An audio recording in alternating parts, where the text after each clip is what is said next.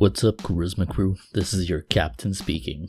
We're a few weeks into the winter update, and I think it's time to talk about the state of Halo Infinite. Did the winter update save the game? Let's jump right in. First, let's talk about the things I liked about the update, the big one obviously being Forge. Within a week of Forge going live, there were recreations of Coagulation, Lockout, Haven, and even Damnation from Combat Evolved. Since then, many more remakes have shown up, and being a sucker for classic map remakes, I was having a blast playing them. I also had the chance to play a few custom games like Paintball, Diglett, and Duck Hunt with the cat's Meow and her community, and I have to say they were extremely entertaining. And the best part about all this is that it's only the beginning. As months go by, we'll certainly see even wilder and fun things from Forge. At the end of the day, one of the key features missing in Infinite is content, and the community has a chance to fill that void by slowly making more and more content for the game. As a part of the winter update, 2 new Forge made maps by 343 were added into matchmaking.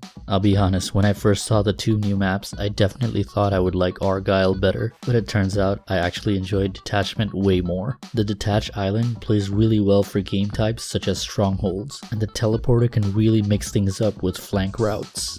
The other map is Argyle, and unfortunately in the first week of the winter update, Argyle had to be removed from matchmaking because it was causing a lot of crashes for players. Luckily though, since then, it's been added back into matchmaking. I think it's a pretty fun map to play, but it might be slightly too big for a 4v4. And I also love the placement of active camo or overshields. It makes for some really intense plays.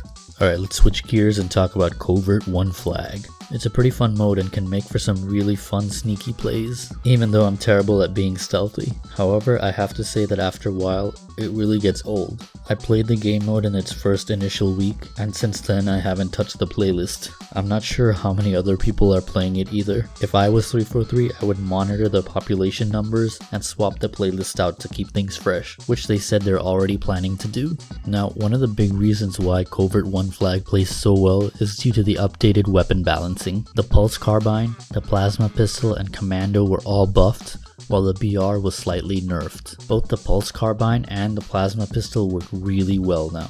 My biggest issue with them previously was that they felt very inconsistent. I would pick up the Plasma Pistol to counter someone with Overshield or for a quick noob combo, but it felt way too risky because the tracking was so inconsistent, but now it feels much more reliable. And for the Pulse Carbine, I rarely used to pick it up, but I find myself using it a lot more now. Its uses still feel a bit niche, but it has its uses. The Commando feels good to use now in short to mid range, but it's still not the anti-BR that it should be. But make no mistake about it, in the right hands, it's certainly a weapon to be feared.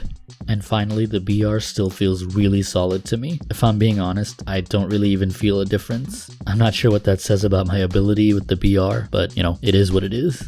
Per match XP is obviously a welcome addition, and getting extra XP for winning the match, performing well, and being the MVP is definitely rewarding, as long as you haven't finished the battle pass. I'll get back to that later though. And the challenges. My god, the challenges are so much better now. 343 has reduced the number of challenges by half, and they're all generic challenges that aren't just tied to one playlist. In fact, I organically finished my challenges just by playing the game, and it was glorious. Okay, full disclosure, I haven't had a chance to play co-op yet, but from what I've heard, the experience is fairly stable and it's a lot of fun.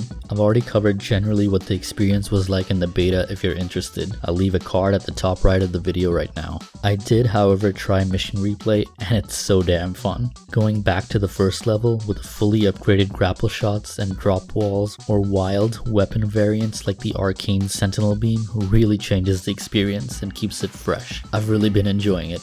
And then there are things that I think need improving. Firstly, as awesome as Forge is, without a custom game browser, it truly is only half of the experience. While it's awesome that so many communities are getting together and having custom game nights, the fact is that not everyone will be bothered to hop onto a Discord or search into an external website just to join in on custom game modes that they may or may not even want to play. So for maximum player retention, it's important that a custom game browser is added as soon as possible. And from on 343's roadmap, they've said that we can expect this in Season 3. The next thing is the maps. Having Detachment and Argyle really feels fresh, but if 343 can vet some of the more community-made maps and add them into matchmaking, we can get even more of a variety, and this is something I think really needs to happen. Per match XP is great, but without a proper progression system, it's only useful if you need to progress through a battle pass. For example, if you've already finished the battle pass, what difference does it make if I get 50 XP or 250 XP? It's essentially meaningless, you know what I mean? 343 doesn't need to look any further than MCC. The progression system on MCC is perfect. Otherwise, I think this was a really positive update for the game. So to answer the question at the beginning of the video, did the winter update save Halo Infinite? Yes and no. Let me explain. The community is going to keep coming up with content and result in player retention, meaning I don't think we will continue to see a downwards trend like we were seeing prior to the winter update. I think the people that are playing will continue to keep playing. However, at this point in time, I don't think it's quite enough to bring back the thousands of players that have already moved on, and quite frankly, I don't know if they ever will. The fact of the matter is that players have more games to play now than ever. First impressions are critical. If a game falls short of players' expectations, they'll move on and play something else. Now, that's not to say that a game can't bounce back, but it's unlikely. But what do you guys think? Has the winter update saved Halo Infinite? Let me know in the comments down below. If you enjoyed the video, Superman punch that like button and subscribe for more Halo content. I'll see you guys in the next one. Subscribe to Kaptain Karizzma.